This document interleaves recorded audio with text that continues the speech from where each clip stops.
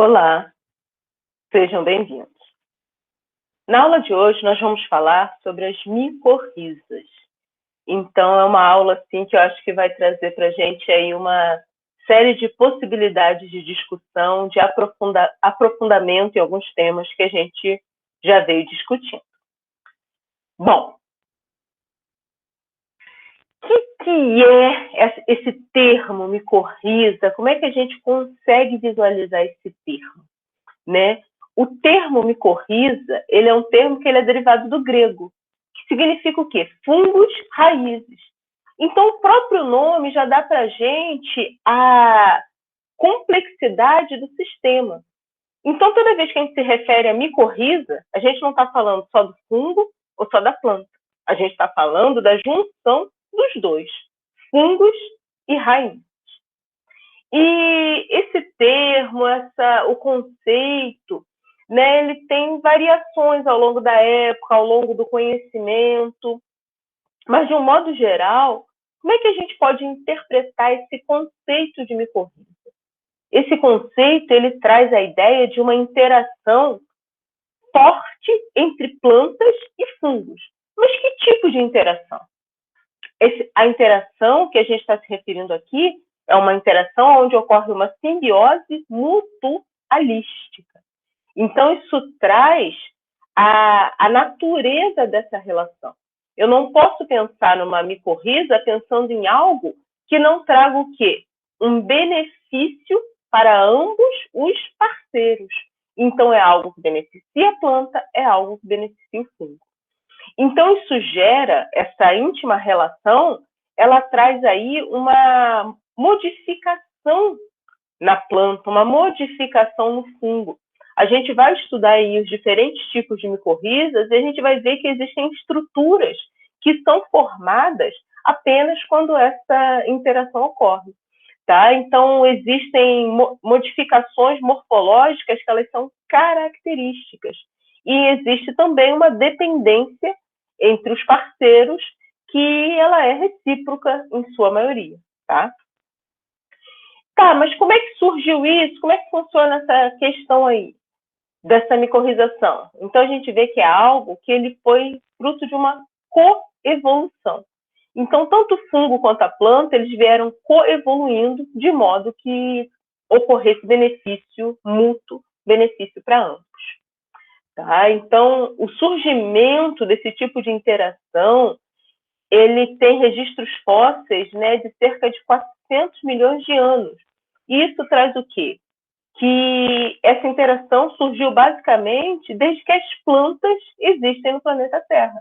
Então, percebam, não é uma coisa recente, pelo contrário, é algo que desde que as plantas começaram a evoluir, essa interação ela veio evoluindo junto. Então, fungo e planta vieram evoluindo. Tá? Então, essa coevolução permitiu aí um mutualismo ao longo desse processo. Tá? E é algo que permaneceu na maioria das plantas, é um caráter ancestral que permanece na maioria das plantas.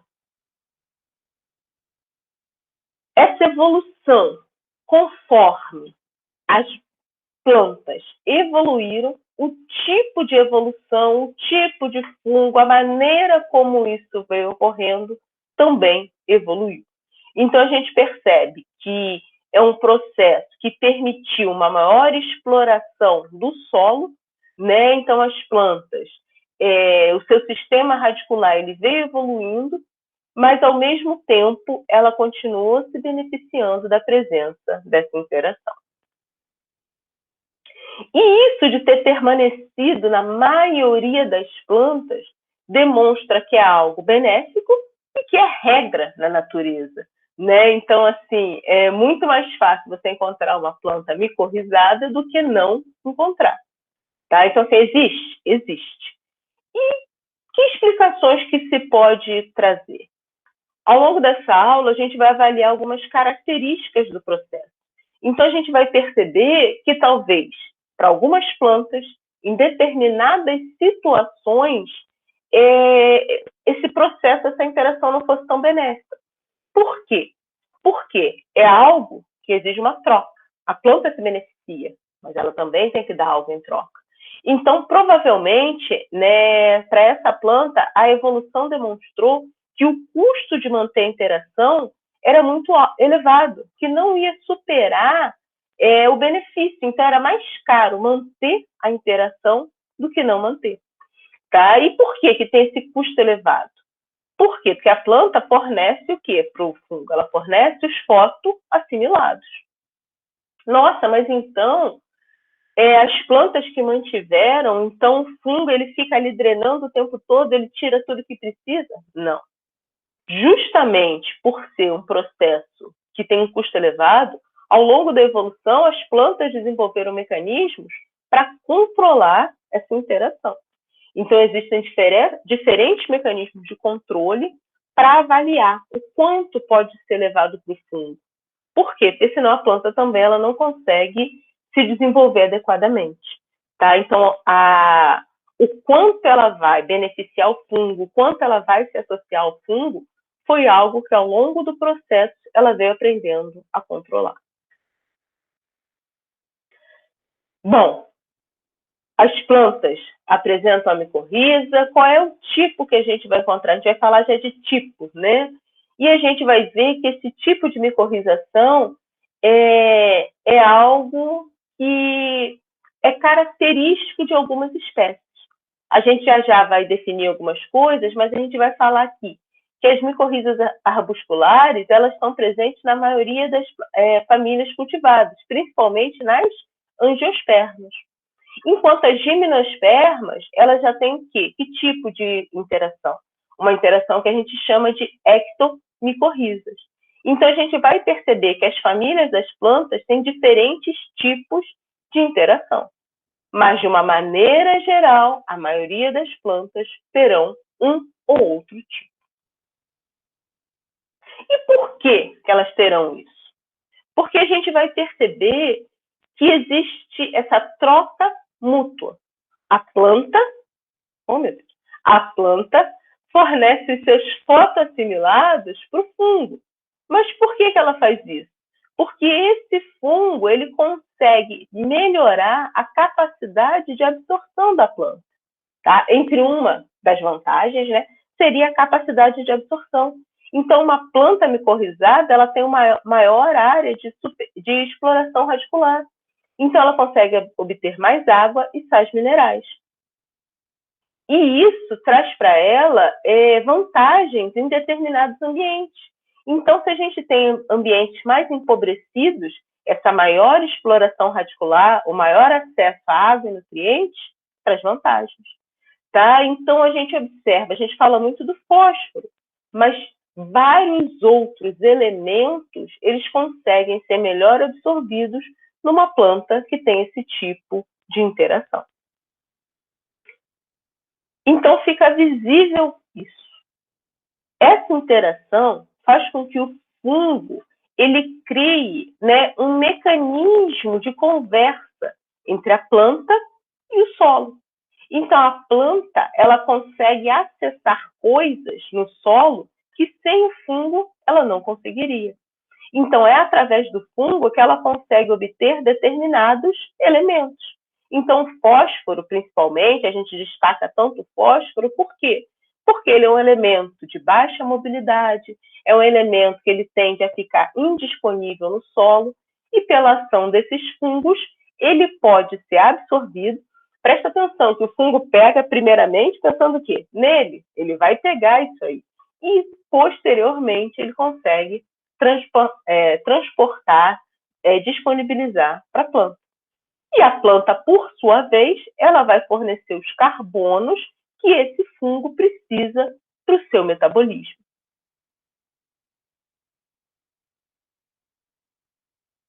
A planta devolvendo alguma coisa. Bom, mas é só por isso, então, a interação permite uma melhor absorção? Não. Então, existem diferentes outras funções que essa interação desenvolve. A gente pode destacar, por exemplo, que uma melhor estruturação do solo. Então, as hifas do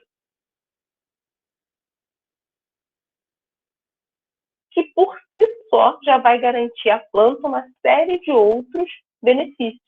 Então, a gente já falou bastante, né, do solo como ambiente para a vida microbiana. Então, a gente já sabe, né, que um solo melhor estruturado, ele favorece o desenvolvimento de micro-organismos. Então, ali, naquele solo melhor estruturado, outros micro-organismos se desenvolverão. E isso pode gerar uma vantagem, outras interações para aquela planta.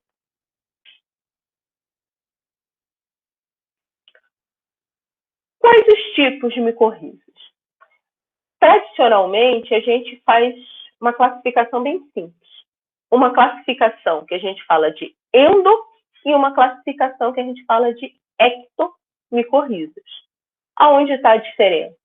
No local de formação das estruturas. Então, a gente tem algumas estruturas que elas são formadas no interior das células vegetais. A gente, então, fala de endomicorrizas. Enquanto a gente tem estruturas que são formadas apenas intracelularmente.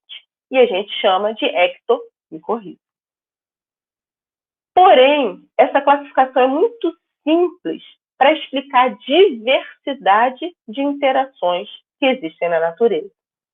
Então, a gente tem subdivisões nessa classificação. Tá? Então, a gente tem uma divisão das ectomicorrizas, que seriam aquelas que estruturalmente vão estar formando nos espaços intercelulares. A gente tem aquelas que a gente pensa como endomicorrizas, mas que a gente vai ver que seriam micorrizas arbusculares. E a gente tem vários outros tipos que ficam aqui pegando características de uma ou de outras dessas interações, tá? A que a gente costuma falar mais são essas aqui de micorrizas de orquídea. A gente escuta falar um pouquinho mais. Mas nessa aula de hoje a gente vai se concentrar nas duas, nas micorrizas arbusculares e nas ectomicorrizas. De um modo geral, então, como é que a gente vê essa diferença? A gente vê as ectomicorrizas como aquelas que formam estruturas apenas extracelularmente. Elas ficam nas partes externas das células. E as micorrizas arbusculares, que seriam um dos primeiros conceitos de endomicorrizas, elas têm algumas características que permitem a formação de estruturas no interior dessas células. A gente vai conhecer esses arbúsculos que dão o nome a esse grupo, tá? Mas não é só isso. Existe uma série de outras estruturas que são formadas e que individualizam esses grupos, né? Por exemplo, o manto, a rede de Hart, os esporos, né? A gente vai falar um pouquinho ao longo da aula. Então, os outros grupos que nós não abordaremos, eles têm algumas características que às vezes são intermediárias entre esses dois grupos. Então, as micorrizas de orquídeas, se a gente prestar atenção, elas têm algumas características que são intermediárias entre os dois grupos. Elas não são nem classificadas como ectomicorrizas, embora elas possam ter hifas parecidas, mas elas também não são classificadas como micorrizas arbusculares, embora elas possam ter algumas características semelhantes. Então, de um modo geral, a gente percebe algumas diferenças marcantes entre os grupos. Prestando atenção entre as arbusculares e as ectomicorrizas, a gente pode destacar, por exemplo, em relação ao fungo que participa do processo. Como é que a gente observa essas hifas? Então, a gente vai ver que nas arbusculares, o fungo ele não é septado. Nas ectomicorrizas é. Nas arbusculares, então, como é que é o fungo? Como é que são essas hifas? Elas são aseptadas, enquanto nas ectomicorrizas não são. A polinização ela é intracelular? Nas arbusculares, sim. A rede de Hart é formada apenas nas ectomicorrizas. Tem vesículas em algumas arbusculares. Até por isso que a gente antigamente tinha esse nome de micorriza vesícula arbuscular. Hoje em dia a gente não usa mais tanto esse termo por conta disso, porque não são todas que têm a formação de vesículas. Porém, todas têm a formação dos arbúsculos. Né? O manto fúngico já é uma característica de quem? Das ectomicorrizas. Tá? Então, assim, existe uma série de características que a gente consegue perceber, inclusive em relação ao ambiente de exploração. Enquanto as arbusculares elas são cosmopolitas, as ectomicorrizas têm predominância em clima temperado. O grupo de fungo que participa, né, as plantas que conseguem ser colonizadas. Tá? Então, a gente vai entrar agora nesses grupos especificamente para perceber melhor esses detalhes. Micorrizas arbusculares, né? Então, esse termo ele é utilizado em substituição, posso dizer assim, aquele termo que a gente usava antigamente, né? Que era micorriza vesículo arbusculares. A gente vai falar ao longo da aula e vai perceber por que esse termo não é mais adequado para designar todo esse grupo. Então, por isso que hoje a gente chama apenas de micorrizas arbusculares. Bom, que característica existe em relação a essa interação? Nessa interação, todos os fungos que são capazes de formar as micorrizas arbusculares, eles são pertencentes ao filo Glomeromicota, tá? Então, assim, esses fungos, eles têm uma característica de serem simbiontes biotróficos obrigatórios. Então, isso traz para a gente a exata dependência que eles têm dessa interação. Por quê? Porque esses fungos eles só conseguem completar o seu ciclo de vida na presença de uma célula viva do hospedeiro. Então, isso traz aí uma série de implicações em relação à aplicabilidade dessa tecnologia, né? Uma dificuldade da gente aplicar, da gente inocular, devido à característica desses fungos. Bom, como é que eles atuam quando eles vão formar a interação, quando eles vão formar a micorriza?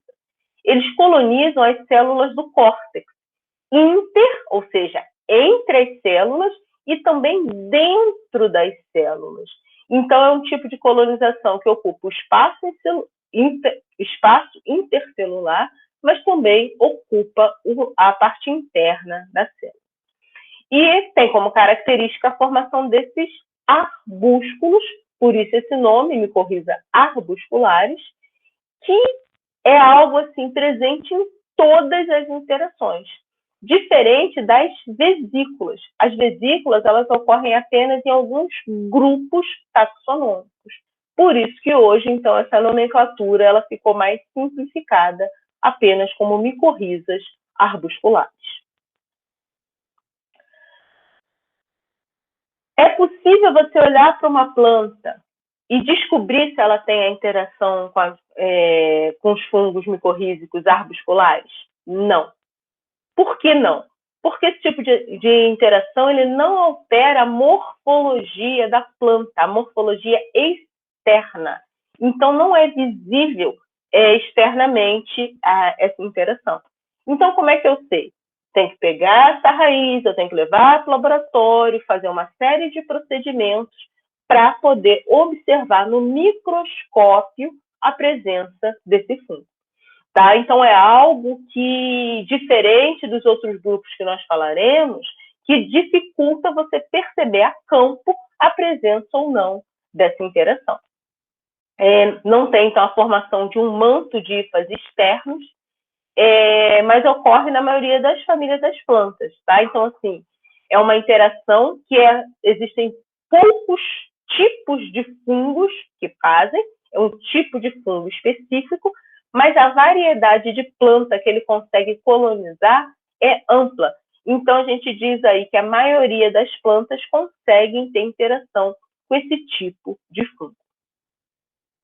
Ele tem algumas características morfológicas bem específicas. Por quê? Porque o tipo de hifa que ele forma é bem específico e muitas das vezes utilizado na identificação da espécie. São hifas cenocíticas, ou seja, não septadas, e ele tem a formação de esporos que eles são bem característicos. Então, todas essas características, elas são usadas na identificação das espécies.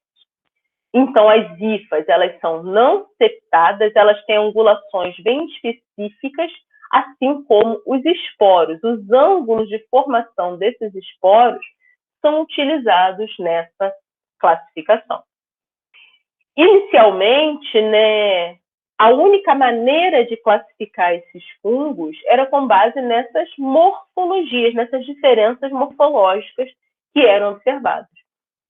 Então, uma classificação mais antiga era uma classificação onde a gente tinha esses fungos na ordem Glomeralis, duas subordens, e essa subordem elas se dividiam em famílias. Então, essas famílias, antigamente, eram apenas 1, 2, 3, 4, 5 famílias. E dentro delas, alguns gêneros. Essa classificação aqui ela já está antiga. Por que ela já está antiga? Porque hoje, além da classificação baseada nessas características morfológicas, então, como é que era o formato do esporo? Como é que era o ângulo de inserção? Era formado dentro ou fora da hifa? Como é que era essa parede?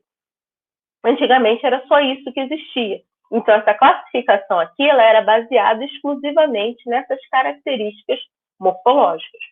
Hoje, com o advento do quê? Da biotecnologia, das técnicas, né, de DNA, RNA, as técnicas de identificação genética, essa classificação aqui ela já se ampliou muito. Então, hoje a gente tem mais de 11 famílias de fungos que estão sendo classificados. E isso muda a cada dia, tá? Mas eu acho interessante a gente observar que essa variação morfológica, ela dá aí já uma ideia da diversidade desse processo, desses fungos que formam essa interação. Tá, então se a micorriza ela é a interação entre o fungo e a raiz, a micorriza arbuscular, ela é o quê? Qual é a característica dela? Ela tem aí três características, três componentes principais. A raiz, né, a parte da planta, a estrutura fúngica, que vai estar ocorrendo dentro e intercelularmente, e o micélio, que é formado na parte externa. Bom, então assim, como é que a gente vê essas características? Então a gente vê que o fungo, na célula do córtex da raiz, ele vai originar esses arbúsculos, que tem a principal função de ser um sítio de troca, tá? Então o arbúsculo, a gente vai falar mais dele, mas ele tem essa função de ser um sítio de troca. E ele é que caracteriza esse tipo de interação, as micorrizas arbusculares. As vesículas, em alguns grupos taxonômicos, que já tem aí mais uma função de armazenamento, e os esporos. Os esporos de reprodução assexuada, né, que também são chamados de glomerosporos, que vão aí, muitas das vezes, ser utilizados nessa identificação. Então, vamos ver cada uma dessas estruturas um pouquinho melhor. Então, os arbúsculos eles são formados internamente na célula vegetal. Existe uma membrana perifúngica. Então, a gente vai olhar a célula e a gente vai ter a formação desses arbúsculos. Então, percebam que esses arbúsculos eles são formados interiormente à célula. Existe uma diversidade na morfologia desses arbúsculos, mas eles são formados internamente. E qual é a função? O sítio de troca. Então, é aqui que o fungo passa os nutrientes para a planta, é através desses arbúsculos que a planta passa os carboidratos para esse fungo. Então, os arbúsculos caracterizam esse tipo de interação micorrízico-arbuscular. Eles têm uma vida curta, tá? Então, eles são formados e eles permanecem por poucos dias, sendo substituídos por outras estruturas. E esse sítio de troca que eu falei. Então, é através dos arbúsculos que a gente tem uma intensa troca. a planta enviando os carboidratos, o fungo enviando os nutrientes, enviando os elementos para essa planta. Já as vesículas ocorrem em parte dessas interações e elas têm a função principalmente de acumular reservas. Então, eu falei que os arbúsculos eles têm uma vida curta. Então, após os arbúsculos vão senescer e no lugar deles serão desenvolvidas vesículas nos grupos que forem formados. Tá? Podem ser desenvolvidos, né, em raízes mais antigas, podem funcionar como os propágulos. Então, nesses grupos que formam essas vesículas, elas têm diferentes funções. A principal é o acúmulo de reservas, mas outras funções também são observadas. Então, as vesículas, observa que elas já têm uma característica mais arredondada. Então, as hifas, elas têm esse arredondamento nas partes, em algumas partes, podendo ser formada, né, totalmente interna à célula, como também podem ser formadas de forma intercelulares.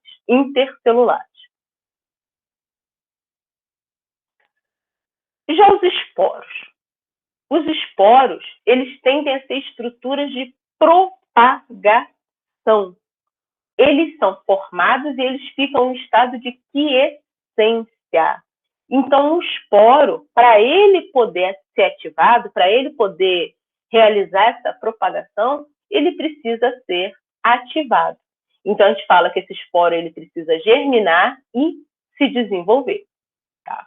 E aqui que vem essa característica que demonstra a necessidade de uma célula viva. Por quê? Porque o esporo ele tem todos os elementos para poder começar a germinar. Você pega um esporo, se você fizer a embebição, se você fornecer água para ele, ele começa a germinar.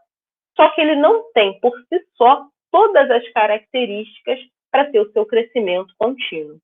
Então, se não tiver uma célula vegetal próxima, se não tiver um hospedeiro próximo, essa germinação ela vai ser paralisada, o desenvolvimento vai ser paralisado. Tá? Então, qual é o principal objetivo desses esporos? Esses esporos eles funcionam como propágulo e como compartimento de reserva. Então, cada fungo ele tem características próprias na morfologia desses esporos.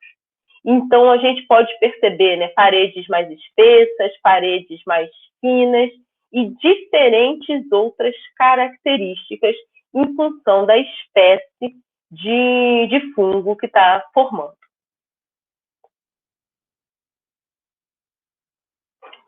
E como é que é essa simbiose? Como é que ocorre essa interação? Fungo, raiz, eles precisam interagir. Essa é uma interação íntima, é uma interação forte, que envolve aspectos morfológicos, bioquímicos, para garantir o quê? A funcionalidade da associação. Então, a gente tem aí a questão do micotrofismo. Como é que é isso? Como é que vai estar relacionado isso? Então, a gente tem a participação do fungo responsável por essa absorção de nutrientes. Então, é isso que vai determinar a resposta da planta hospedeira. O quanto que essa simbiose pode beneficiar, quanto que pode transmitir na absorção de nutrientes. Mas a gente também tem um biotrofismo. Por quê? Porque essa planta tem o controle do fornecimento dos fotoassimilados. E dependendo dessa capacidade dela de fornecer fotoassimilados, é que a gente vai perceber o grau de colonização e propagação desses propágulos. Por quê? Porque é uma coisa mútua e tem que beneficiar a ambos. Então, se não tiver um fluxo contínuo e que beneficie a ambos, essa simbiose ela não vai estar sendo mutualística. Essa simbiose não vai estar sendo funcional e eficiente dentro daquele conceito que a gente conhece, que a planta necessita e que veio evoluindo. Uma vez que esses fungos eles são biotróficos obrigatórios, a gente diz que essa interação ela é obrigatória para o fungo. Então, o fungo realmente precisa de um hospedeiro. Para a planta, a gente já coloca esse conceito como facultativo. Porém, a gente vai perceber que algumas espécies vegetais elas não conseguem desempenhar o seu máximo desenvolvimento na ausência do fungo. Então, a gente vê que para algumas espécies vegetais, a limitação do seu crescimento é imensa se ela estiver sem essa interação. Elas não conseguem, na maioria das vezes, ela até consegue completar o seu ciclo, mas com uma produtividade, com um desenvolvimento muito abaixo do que ela ocorre quando ela tem a presença do fungo. Bom, resumindo, o que acontece nessa simbiose, nessa interação que leva à formação das micorrizas arbusculares? Então, a gente vai perceber que na rizosfera, os esporos eles são ativados, eles começam a germinar. E isso aí causa uma série de fatores que levam a uma relação entre o fungo e a planta. Por quê? Porque na rizosfera existe uma troca de sinais moleculares que faz com que a planta reconheça aquele fungo e aquele fungo reconheça a planta de modo a perceber que eles são parceiros. Quando isso ocorre, a interação vai começar a ocorrer. Por quê? Porque o fungo ele vai começar a penetrar e colonizar o interior dessa planta. E aí, quando isso ocorre, ele começa a se estabelecer na raiz. Ele começa a entrar nas células e formar os arbúsculos. Pronto, se os arbúsculos são a parte de troca, onde ocorre a eficiente troca entre planta e fungo, a gente começa, nesse momento, a ter uma relação simbiótica. Uma relação onde ocorre uma integração morfológica, fisiológica, bioquímica e funcional. E aonde que a gente vê isso, que está tendo realmente uma simbiose? Porque a gente vê a participação do fungo, micotrofismo, responsável por essa absorção de nutrientes, o que leva a benefícios nutricionais e efeito no crescimento da planta. Só que a gente também vê a participação da planta fornecendo esses fósforos assimilados, que faz com que o fungo perceba que ele tem elementos suficientes e ele possa liberar mais propágulos, que ele possa sobreviver no solo, que ele possa perpetuar e recomeçar esse ciclo. Então, gente, ocorre o quê? Um sincronismo. Ocorre uma afinidade entre esses parceiros. Eles precisam se reconhecer e perceber que eles são compatíveis. A planta precisa ver que aquele fungo ele não é um fungo patogênico. Por quê? Poderia ser um fungo patogênico. Ah, que esporo bonitinho. Ah, não, mas isso é um esporo de um fungo patogênico. Eu vou ativar os meus mecanismos de defesa. Ah, não, esse fungo é um fungo parceiro, esse é um fungo que me beneficia. Então, esse diálogo que leva à regulação, permitindo com que a planta baixe as suas defesas e permita a entrada desse fungo, é, no fundo, um diálogo molecular. E que sinais moleculares são esses? Olha que interessante. São diversos sinais moleculares, são diversas moléculas que atuam nessa conversa.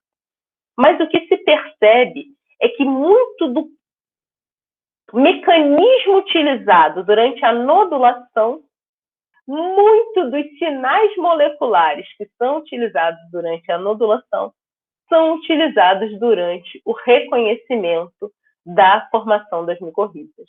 Então, a gente diz que a via de simbiose ela é comum tanto para a via que leva à formação das micorrizas, quanto para a que leva à nodulação.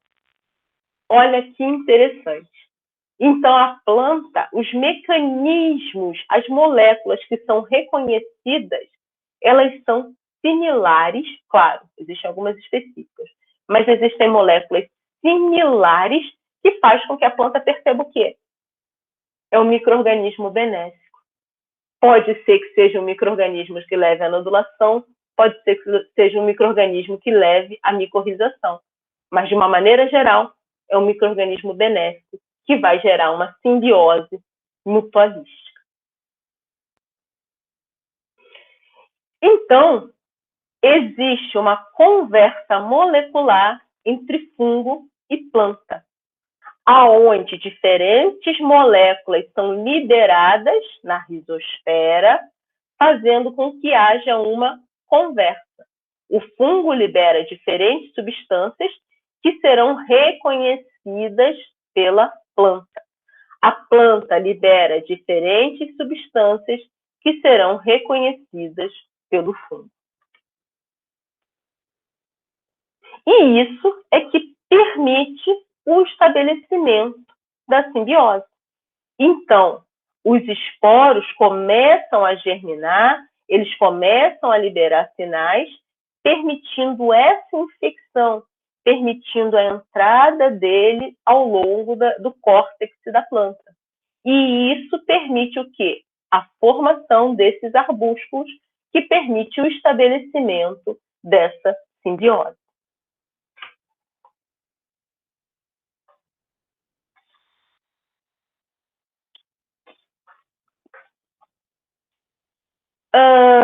Como é que é esse desenvolvimento na parte interna da planta?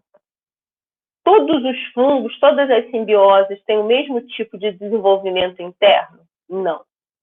Tá? Então, dentro da raiz, o tipo de morfologia que a gente vai observar, ele está muito mais influenciado pela planta do que pelo fungo. Então, a gente percebe que o mesmo fungo, em diferentes espécies vegetais, ele tem diferenciação na sua morfologia. Então, se ele está numa planta, a morfologia observada é uma. Aquele mesmo fungo, se eu colocar em outra planta, a morfologia vai ser outra. Dois tipos bem evidentes se destacam. Esses nomes eles estão relacionados à primeira visualização dessa morfologia, tá? Então, a gente tem o tipo Paris e o tipo Aro. Qual é a diferença entre essas anatomias, tá? O tipo Paris é um tipo que a gente observa o quê? Percebam o que está acontecendo aqui. O micélio, ele vai se espalhando ao longo de toda a célula do córtex e só depois a gente vê a formação desses arbúsculos. Diferente do que acontece no aro. Por quê? Porque logo você tem a formação desses arbúsculos. Então, esses arbúsculos, eles vão sendo, essas hifas, elas vão se difundindo nos espaços intercelulares, permitindo a formação rápida dos arbúsculos. Enquanto no tipo Paris, as hifas elas vão sendo mantidas internamente e só em algumas elas vão intercalando e formando os arbustos. Como eu disse, isso é característico da planta. E o que se observa? Que as plantas florestais têm um predomínio do tipo Paris, enquanto as espécies mais cultivadas, né, as herbáceas que a gente tem um predomínio dos tipos Aro. Uma vez que a Paris tem predomínio nas espécies florestais, ainda se tem poucos estudos comparado ao tipo Aro, tá? Mas é algo que, assim, que é bem visível o predomínio do controle da planta na determinação do tipo de colonização que vai ocorrer. Muito bem, então a gente está falando só das estruturas internas, mas essa simbiose ela também tem estruturas que são projetadas para fora da raiz, que nós chamamos de quê? De micélio externo. O que é o micélio externo? O micélio externo, quando a gente usa esse termo, a gente está se referindo às hifas do fungo, né? Essas redes de hifas do fungo, micélio, que está ali formada no solo em conjunto com as raízes finas. Então, a gente, quando fala desse micélio externo, no fundo, a gente está falando das hifas dos fungos e das raízes das plantas. Por isso a gente diz que tem uma micorrizosfera. É difícil de separar o que é raiz do que é micélio. Tá? Então, está tudo ali formando uma rede que pode ser assim denominada de micorrizosfera. Como é que é esse micélio? Ele é grande, ele é pequeno, ele se estende? Isso é variável. Tem uma relação entre o tipo de fungo, entre o tipo de planta. Mas o que se tem destaque, ele está fazendo o quê? Ele está fazendo uma conexão entre o solo e o interior da planta. E se ele que faz essa conexão, ele é crucial por quê? Para a simbiose. Porque é ele que vai estar efetivamente atuando na absorção da água e dos nutrientes que serão posteriormente transferidos para a planta. Tá? E é a partir desse micélio que depois ocorre a diferenciação, gerando os esporos, que são a principal forma de propágulo desses fungos micorrízicos arbusculares.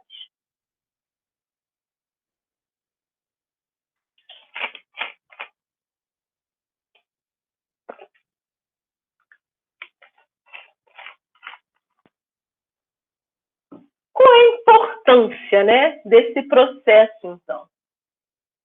A gente chama muita atenção para a importância que ela leva ao quê? Ao benefício na absorção e utilização de nutrientes, ou seja, a função de biofertilizante. Mas a gente percebe aqui que tem uma série de outros benefícios. Por quê? Porque esses fungos também produzem substâncias, por exemplo, reguladoras do crescimento de plantas. Elas também vão produzir, esses fungos também vão produzir hormônios vegetais que vão interferir nas atividades bioquímicas e fisiológicas dessa planta. Esses fungos também podem atuar no quê? No biocontrole de patógenos. Então, eles também vão impedir que determinados micro-organismos prejudiquem a planta. Eles trazem benefícios, por exemplo, na agregação do solo. Então, um solo mais agregado pode favorecer a microbiota benéfica, permitindo outros benefícios para essa planta. Um solo mais agregado vai conseguir reter maior quantidade de água, por exemplo, então vai diminuir alguns estresses abióticos.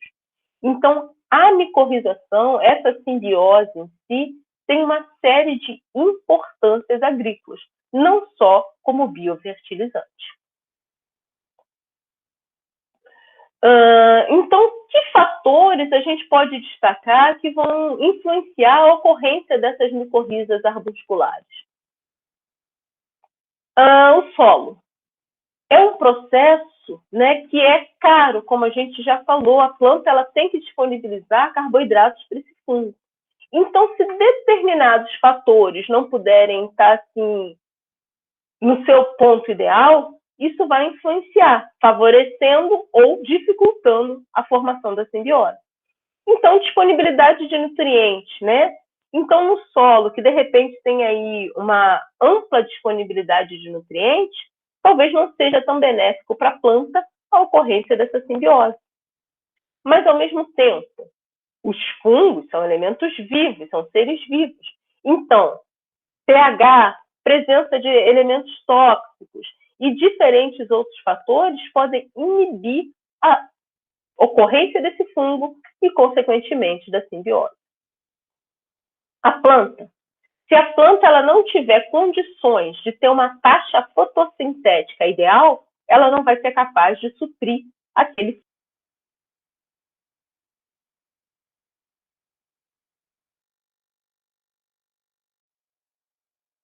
fatores podem interferir. Uma planta no ambiente sombreado, ela vai ter uma maior dificuldade de poder manter esse processo, né? E aqui a nossa atuação. Como que é o manejo dessa cultura? Como é que está o manejo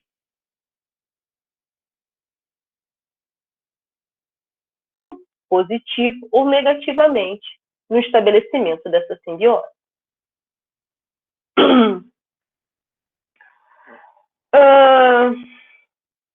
Uma vez que determinados elementos têm uma menor mobilidade no solo, ou seja, são mais difíceis para a planta obter, a planta ela se beneficia melhor desses elementos através da simbiose. É o caso do que a gente fala tanto do fósforo. Porém, outros elementos também podem ser e muito beneficiados, melhor absorvidos numa planta que apresenta essa simbiose.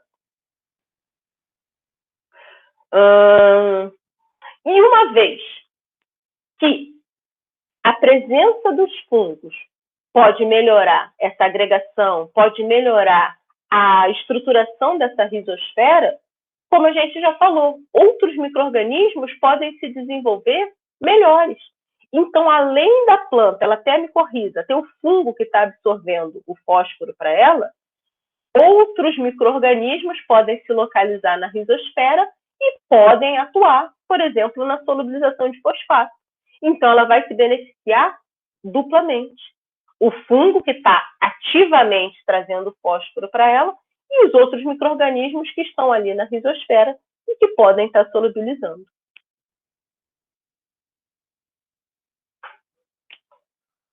Porém, como existe esse custo, então, solos de elevada fertilidade, a planta muitas das vezes tem um controle que inibe essa associação. Tá? Então, a planta pode perceber que ela não tem necessidade de manter esse custo, de manter esse fungo, porque o solo já está disponibilizando para ela tudo que ela precisa.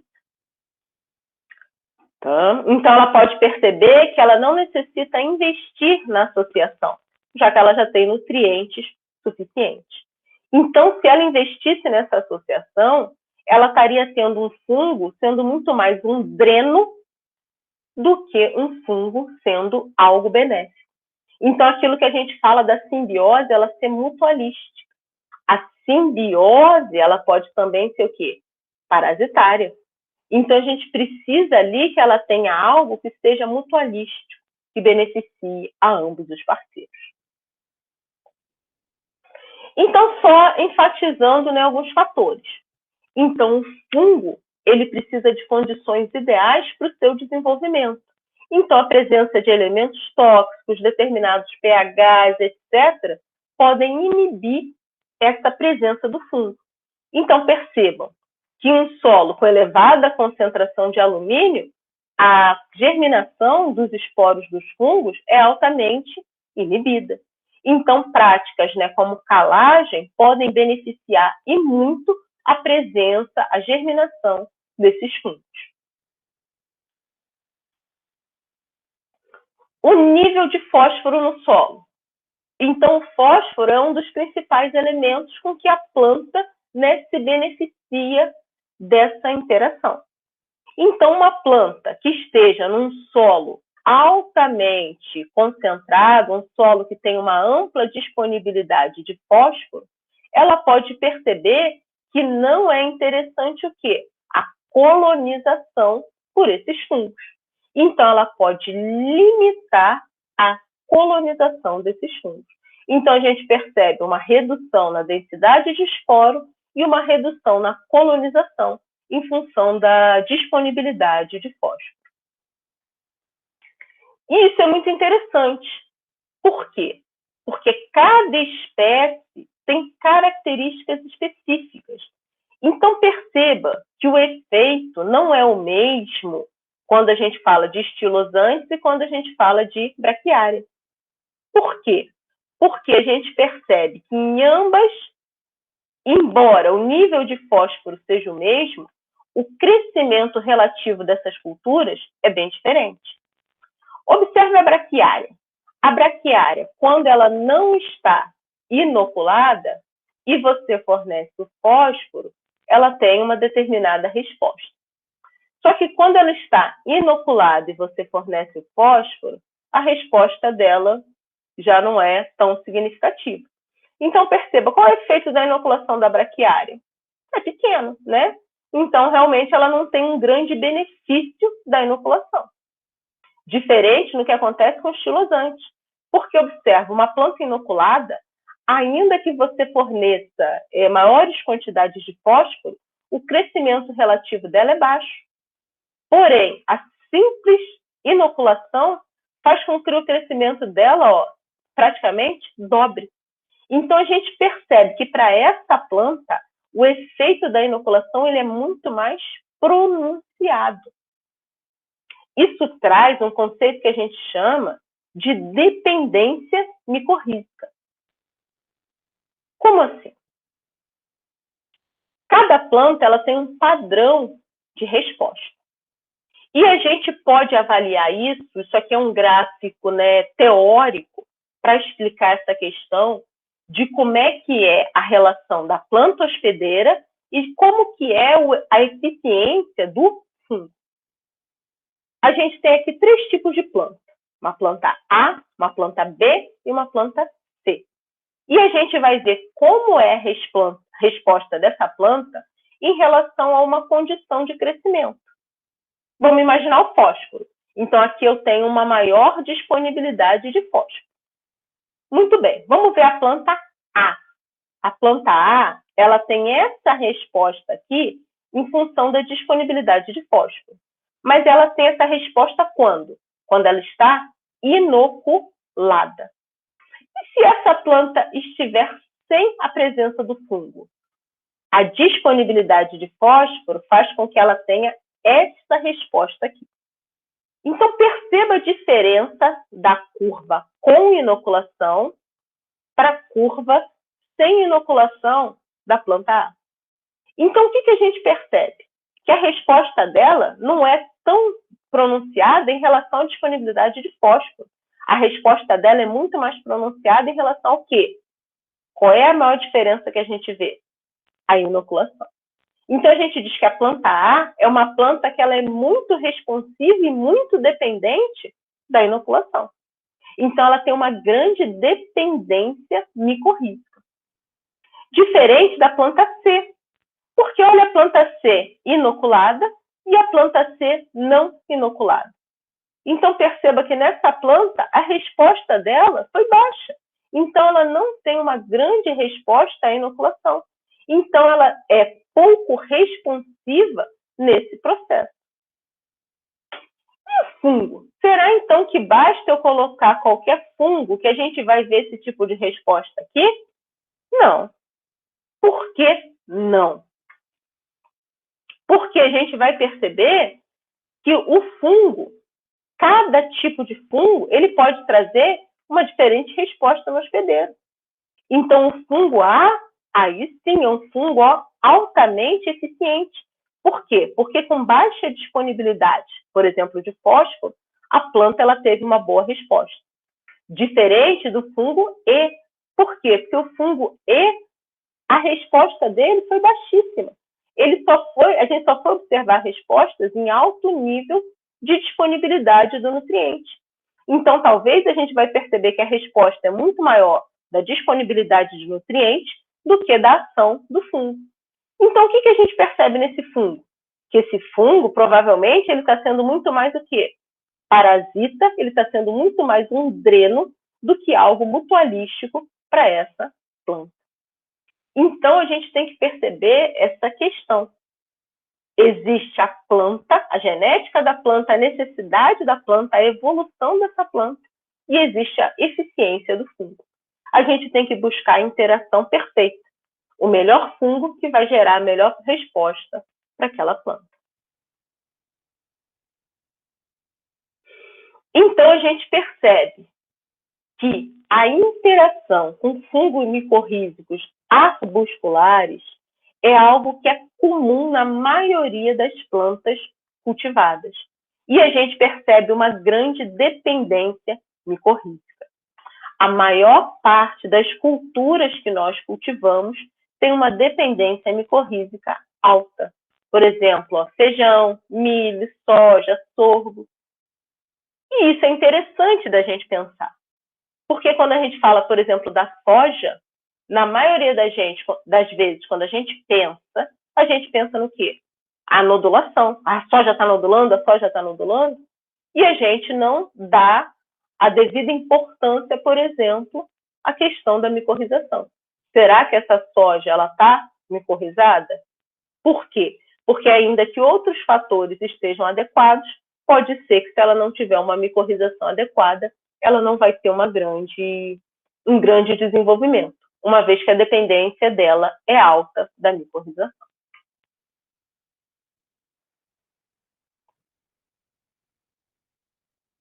Ectomicorrizas. As ectomicorrizas, elas já são predominantemente em espécies arbóreas. Então, a gente vai encontrar esse tipo de associação principalmente nas espécies florestais, principalmente as espécies florestais de clima temperado. Então, a gente diz aí que quase 90% das espécies florestais de clima temperado tem esse tipo de associação. No Brasil, houve um maior interesse, houve uma maior exploração a partir do momento que a gente começou a estudar as espécies exóticas, né? Que estão sendo usadas em programas de reflorestamento, como pinos, eucaliptos, acácias. Então, vocês vão ver que a maior parte dos trabalhos, quando estão relacionando a ectomicorrizas, estão relacionadas a essas espécies, tá? Embora também já tenha sido relacionada a ocorrência delas em espécies nativas do Cerrado.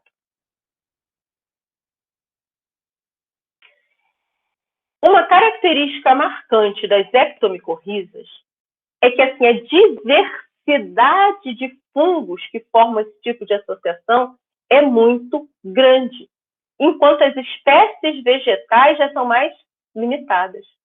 Olha que interessante. Por quê? Porque é uma diferença do que ocorre com as micorrizas arbusculares. Nas micorrizas arbusculares, são poucas espécies de fungos para muitas espécies de plantas. Nas ectomicorrizas, é o contrário. Muitas espécies de fungo para poucas espécies de plantas. Como que é a diversidade desses fungos, então? São 4 divisões de fungo: basidiomicota, ascomicota, zigomicota, deuteromicota, tá? E, diferente do que ocorre com as arbusculares, a maioria dos fungos ectomicorrízicos podem ser identificados aonde? A campo. Por quê? Porque eles formam corpos de frutificação que são utilizados nessa identificação. Alguns vão formar corpos de frutificação na superfície do solo, epígeos, enquanto outros formam corpos de frutificação abaixo da superfície do solo, né, hipógeos. E isso, a morfologia desses corpos de frutificação são utilizados na identificação. Então, a campo, você já consegue saber qual é o fungo que está formando aquela interação, tá? Isso é uma característica da espécie fúngica. E como que caracteriza, né? Quais são os elementos que ocorrem durante essa interação? São 3 elementos principais que ocorrem numa ectomicorriza. A gente tem um manto fúngico, que é o tecido fúngico que vai recobrir a raiz. A gente tem a rede de Hart, que vai ser o quê? Uma ocupação intercelular que vai ocorrer nas células internas dessa raiz. Então, a gente vai ver ali essa rede de hifas explorando essa raiz. E a gente tem as estruturas que são o quê? Externas ao sistema radicular, né? Que vão estar formando ali todo um micélio externo. Então, vamos observar com calma. O manto fúngico, ele vai estar ali formando uma barreira ao redor da raiz. Esse manto fúngico, ele fica ali na superfície radicular. E ele traz ali uma capacidade de absorção de nutrientes, o que é bom, mas uma principal coisa que destaca nele é que ele gera uma barreira física. Então, ele gera uma proteção para essa planta em relação à penetração de patógenos. E, ao mesmo tempo, ele atua até como que uma fonte de reserva dessa interação, tá?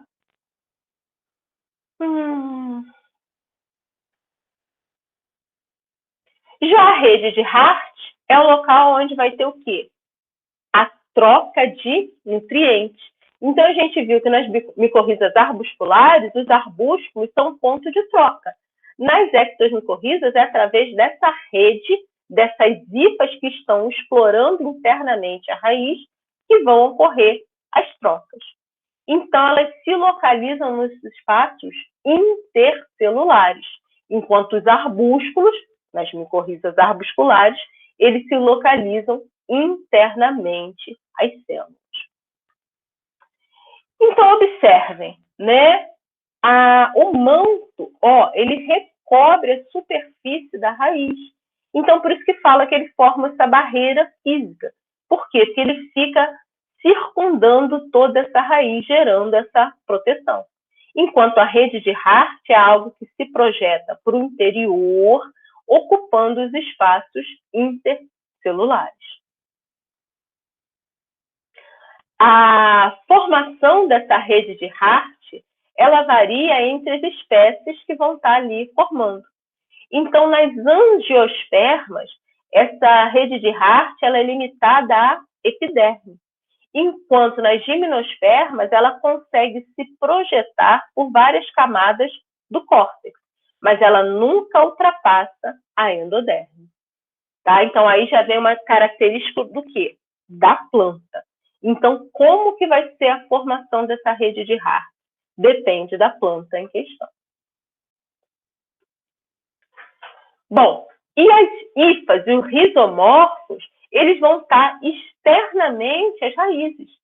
São eles que vão estar efetivamente ocupando, né, o espaço ao redor, aumentando a superfície de absorção dessa planta. E olha que interessante, a presença dessa interação muda a morfologia da planta.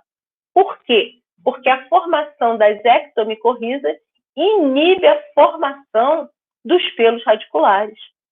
Então, esses fungos, eles produzem uma série de substâncias promotoras, reguladoras do crescimento vegetal, que modifica a morfologia dessa planta.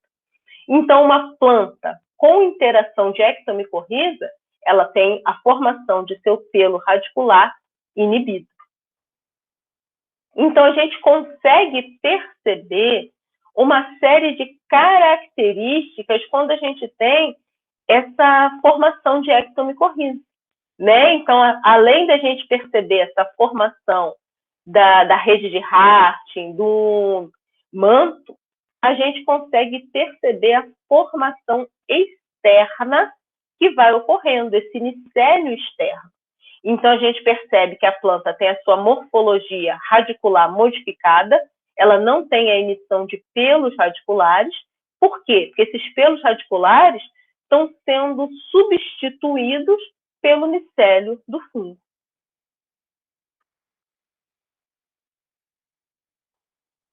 E como é que é a formação dessa simbiose? Como é que é essa interação?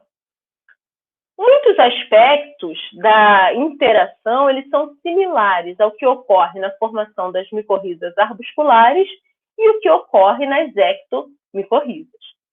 Então, primeiro, na rizosfera ocorre o quê? A troca de sinais moleculares.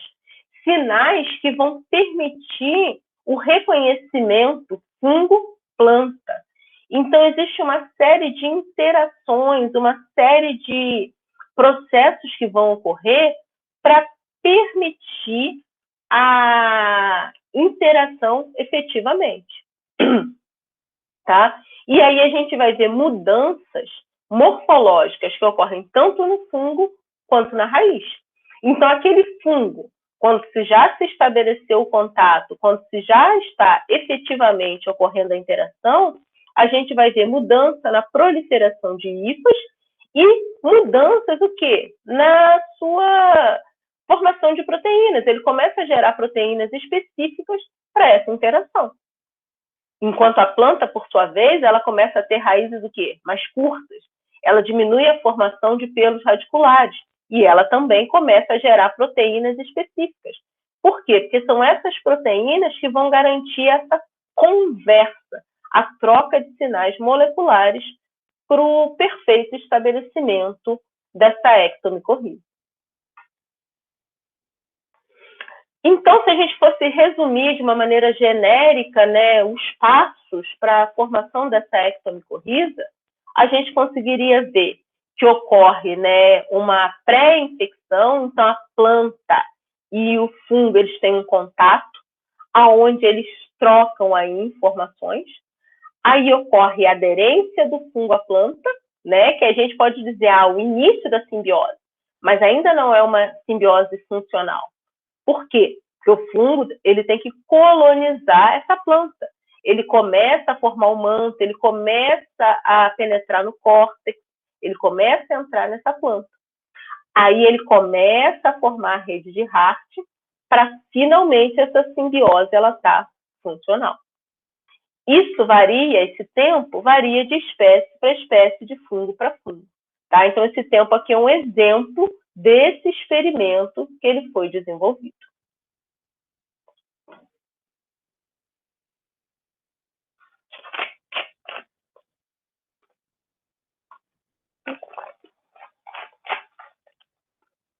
Quais os benefícios de uma ectomicorriza? Muitos dos benefícios de uma ectomicorriza, eles são semelhantes aos benefícios de uma micorriza arbuscular. Então, de um modo geral, a gente tem aquele efeito de quê? De biofertilizante. Por quê? Porque uma planta micorrizada, seja por qualquer tipo, ela vai ter aí uma maior zona de exploração radicular, ela vai ter maior acesso à água e nutrientes. Então, de um modo geral, a gente pode dizer o quê? Que a gente vai ter aí, com uma ectomicorriza, uma maior disponibilidade de nutrientes para a planta, né? Uma maior absorção de água, maior exploração radicular. E nas ectomicorrizas, devido à presença desse manto fúngico, a gente vê aí um grande benefício na proteção contra patógenos, né? Então, é algo que se destaca dessa planta quando ela tem uma ectomicorriza, tá? E as características que podem estar influenciando? Será que uma ectomicorriza ela tem a mesma característica de poder ser inibida pela disponibilidade de fósforo? Sim. Por que sim? Porque em ambos os tipos, seja ecto, seja arbuscular, existe uma troca, uma simbiose. Então, a planta tem que fornecer carboidrato para o fungo. Então, em condições que ela possa obter os nutrientes, que ela possa obter os elementos que ela necessita, sem depender do fungo, para ela é melhor. O custo de manter o fungo é elevado. Só que, considerando as condições do nosso solo, tudo aquilo que a gente já conhece da dinâmica de fósforo do solo, a gente vê que é raríssimo esse tipo de situação acontecer. Então, na maioria dos ambientes que a gente vai observar, a formação das ectomicorrizas ela consegue ocorrer. Uma vez que essa associação ela tem uma característica de ser predominante em espécies florestais de clima temperado, observa que a formação de mudas desse tipo de espécie pode ser muito beneficiada com a utilização desses fungos. Então, tem diversos trabalhos que envolvem a formação de mudas de eucaliptos que percebe aí que a utilização desses fungos beneficia. E também o que? A redução de patógenos. Lembrando que a gente já falou sobre isso, cada fungo ele tem uma habilidade específica.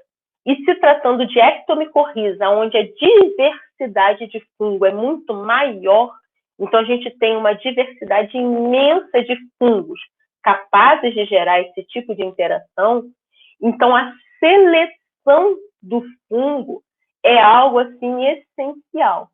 Por quê? Porque a eficiência dessa interação vai depender da habilidade e da estratégia desse fungo no processo. Tá? Uma grande vantagem que se observa é por quê? Porque esses fungos eles são cultiváveis em meio de cultura. Então, o estudo desses fungos é muito mais facilitado do que dos fungos micorrízicos arbusculares, que são biotróficos obrigatórios. Então, a dinâmica, a aplicabilidade dessa tecnologia, o conhecimento desses fungos se torna muito mais fácil, os fungos formadores de exomicorrizas, devido a isso de poderem ser cultivados em meio de cultura. Então, só destacando, né, a eficiência dessa interação, ela depende da capacidade desse fungo em absorver, estocar, mas também o quê? Transferir os elementos para o hospedeiro. Então, a seleção de fungos mais efetivos no processo de absorção, armazenamento e transferência é essencial para que uma planta possa se beneficiar efetivamente dessa interação.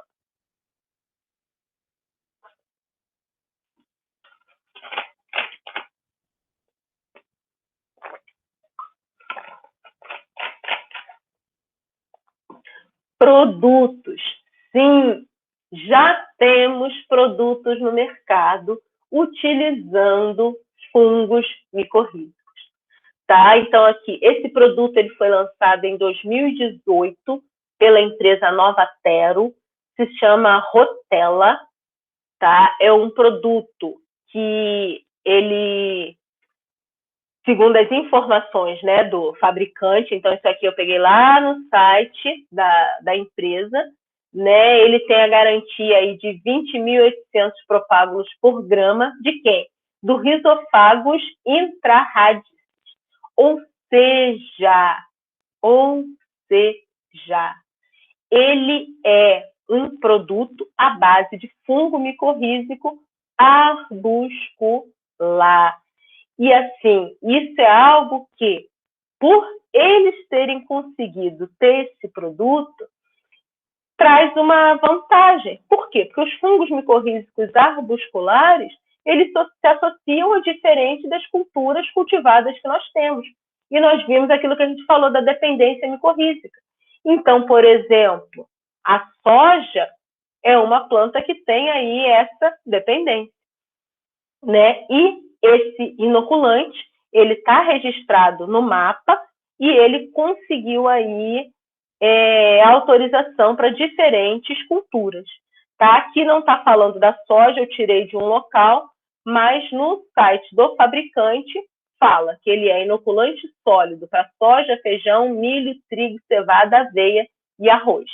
Tá? Creio que sejam de datas diferentes e eles podem ter conseguido essa autorização um pouco depois, porque aqui já incluiu soja e milho, que não tinha aqui no momento, talvez, desse registro inicial.